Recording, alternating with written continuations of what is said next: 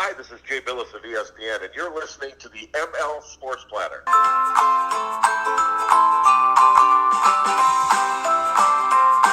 We are back. It is the ML Sports Platter presented by Bryant and Stratton College, the official college and title sponsor of the ML Sports Platter. Make sure you visit them online, bryantstratton.edu.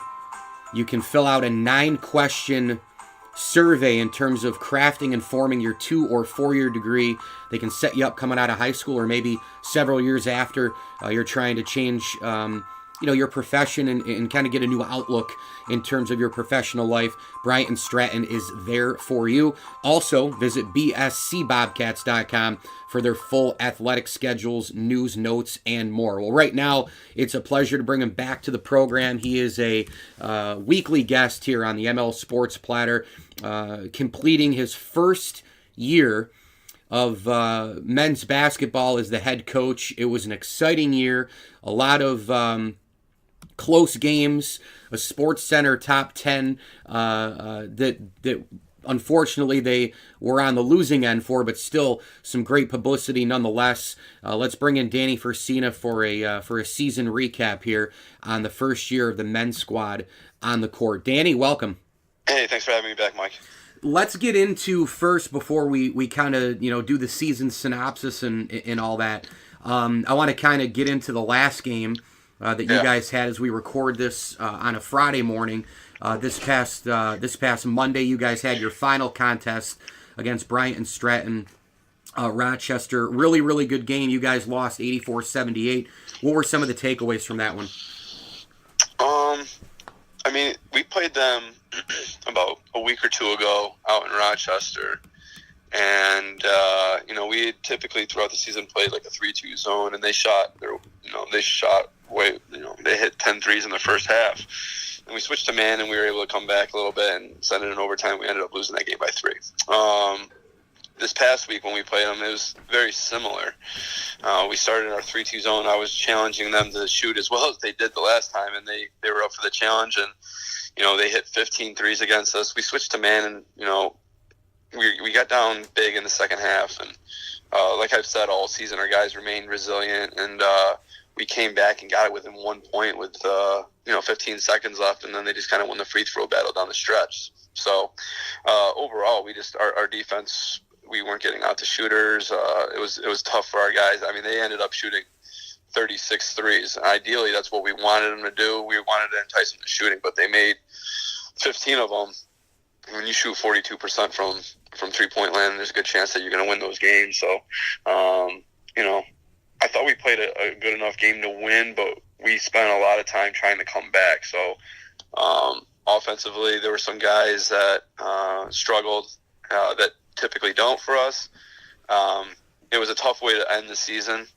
We would have liked to end the season on a win, but there were some positive takeaways overall throughout the year, and we learn from the losses and from the mistakes, and then build on some of the victories and positives that took place over the season. Yeah, I was just about to ask, what lessons were learned, personally for you in year one? I still haven't done a full kind of assessment or reflection of my own job yet, but there's lots to take away. When the season, the dust settles on the season, we can kind of look at it as a whole.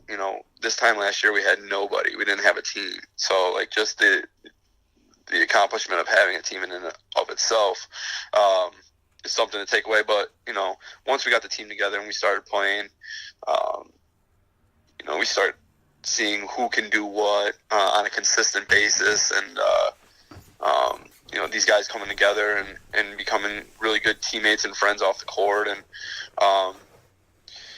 towards the end of the year, you see guys start breaking out of their shell, and that whole saying is halfway through, you're not a freshman anymore, you're not a rookie anymore. You start seeing these guys mature on the court and become a little bit more comfortable in doing some of the things that we're asking them to do here. So a lot to build on going into next year, and I started seeing some stuff from some of our younger guys towards the end of the year that will help us, go into next season.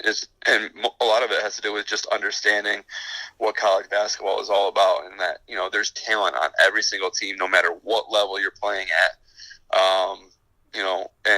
to come ready to play each and every game, because if you don't, you'll end up having to fight back in every game like we had to in a lot of these games.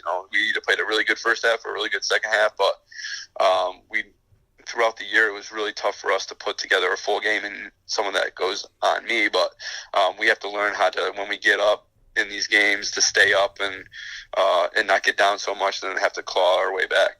Did you, Danny, see any major growth from your players from the beginning of the season to the end in terms of just development and understanding how to approach every game? Did you notice any major jumps from certain players? Yeah, I mean, there were certain guys. I mean, some of the guys that we had on our team had played college basketball before, so they kind of understood what they were getting themselves into and could prepare themselves for each and every game. Some of the true freshmen that played for us this year, they can only build off the experiences that they had in high school, and when they're coming here, I don't know exactly what their expectations were as far as what kind of level they're going to be playing at. I think some of them came in with,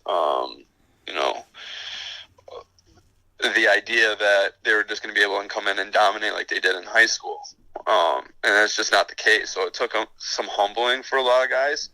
But, overall, I think they ended up getting it and understanding, you can't sleep on such and such a team because of their record. Our record wasn't great, but we have some talented players on our team too. So you can't sleep on any one team. And I think our players have matured in that way over the course of the year from start to finish. And skill-wise too, you see some of these guys come in with some bad habits, whether it's ball handling or the mechanics of their shot or just defensive principles, and we're trying to instill things that they've grown up learning their whole year, and you're trying to change it in a matter of months. So those things too are the things that we continue to work on and try to just break some bad habits. Danny Frisina with us, head men's basketball coach, Bryant and Stratton College, the official title sponsor in college of the ML Sports Platter. Make sure you follow them all over on social media. And so now the off season. What does the off season look like? How quick do you get into recruiting? How does the schedule change a little bit? It changes only in the fact, for me personally, that I don't have anything to do after my day in the office. Usually, we'll have practice or a game or something like that, and I'll be preparing for that throughout the week. But now that I don't have that going on, it's like you said, you start buckling down and really recruiting harder on the guys that you've been talking to throughout the year, and really staying on them about that, and trying to get our guys, the guys that are in here on our team right now. Really, I told them this after our game the other night. I said, hey, just because we don't have practices or games doesn't mean our season's over. I still consider, they still have, a couple months left of the semester left. So their jobs as student athletes is to buckle down and finish out strong with the grades so that they're all eligible and ready to go next year. So just because we don't have games or practices, it doesn't mean the season's over. They have to still continue and work hard on that aspect. I told them also that, we'll sit down individually, one-on-one, and kind of discuss the season, the good, the bad, how they felt, how the season went, what they would like to change, what I can change as a coach, what they liked, what they didn't like with me. Just trying to have a very transparent, honest conversation with each individual player so that we can focus on what we need to focus on to be better next year. And but in the immediate future here, within the next week or so, I'll be going, hard out on the road, meeting with different coaches, players, promoting our program. It'll be a little bit different this year than it was last year, whereas last year I'm trying to field the whole team, whereas this year I'm looking for, just certain guys to fill holes that, I think that can help. Again, we'll find kids that, whether they're right out of high school or they fell through the cracks or looking to transfer for whatever reason, and we'll look to improve this team from now until, November. How about anything going on around Bryant and Stratton College? I know you guys have added to the athletic staff. We talked a little bit about that last time you came on, and it seems as though it's just building block after building block up there, Danny. Yeah, so Bryant and Stratton, if you go to our website, syracuse.bscbobcats.com, right, the first story right on the front page when you open it is that we've hired a women's coach. So we'll be starting our women's program in the fall. Head coach is Clay Sherman, a great young man. He's going to add a lot of enthusiasm to this program, and having a women's team is going to be really great for the college as well. We have men's and women's soccer. Now we have men's and women's basketball. We have cross-country, track and field. So we continue to build the athletics when we see the successes that we're having with our student athletes and all that. So that's a really exciting part of our athletic department going on.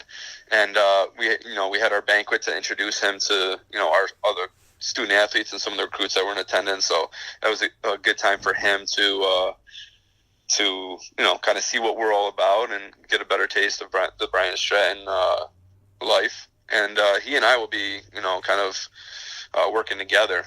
We'll go on recruiting trips together, and we're going to try to make it so that our game schedules are similar. With a lot of these smaller schools, like ourselves, they tend to travel together. So if we have a game, they'll either play before us, or we'll play before them, and then vice versa. So we'll be working in close concert with each other. So it's an exciting time here at Bryant Stratton. We're happy to have him on board. Danny, in closing, obviously, around the central New York area, just a terrible tragedy with Jim Boeheim, hitting a pedestrian as Jorge Jimenez was trying to help people get over to the away part of where the car was actually, where it was left stranded, basically, after it hit a guardrail. Jimenez, as we know, lost his life, and I can't imagine. I mean, this is just a horrendous situation for both sides, and it was a terrible accident. And I don't think it's anything more, and I don't think it's anything less. I think people need to stop trying to find things that are, negative, and find things that didn't happen, and try to make it like they did happen. It is exactly what it is, and that's a horrendous tragedy. Yeah, I mean, and I've spoke to a couple friends about this. It's like it could have happened to anybody. The way everything happened, it was just a series of unfortunate events, and it ended up happening to the most popular guy in Central New York, Jim Boeheim. So hearts go out to the Jimenez family, and it's just a tragic accident. You feel for Coach Boeheim too, because no one. I mean, that's got to be. I mean, he's got to live with that now for the rest of his life, and it's, there's no words, because I just have no idea how you can put yourself kind of in that situation, and having to deal with that. It's got to be tough. So, you feel for both sides of the families, and both sides of the accident here. Hopefully time heals all wounds, but it's one of those things that you look back on and think, how could this have been avoided? And it, like you said, it's just a tragic accident, like in the basic definition of it, so like you said, nothing more, nothing less. And, you read some of these headlines to make it sound like it was a malicious act, or it was, something that was caused by whether it was drugs or alcohol, or something that could have been avoided, where in this case it was just exactly what it was. It was an accident. So you feel bad for both these families, and it'll be interesting to see kind of how this may affect the basketball team going forward. Danny Frisina, the head men's basketball coach, Bryant and Stratton College. Visit bscbobcats.com, actually syracuse.bscbobcats.com for the quicker link, and of course bryantstratton.edu to find your degree today from Bryant and Stratton College. Danny, thanks for the time. Really appreciate you coming on. Hey, no problem, Mike. We'll keep you updated, and thanks for having me on.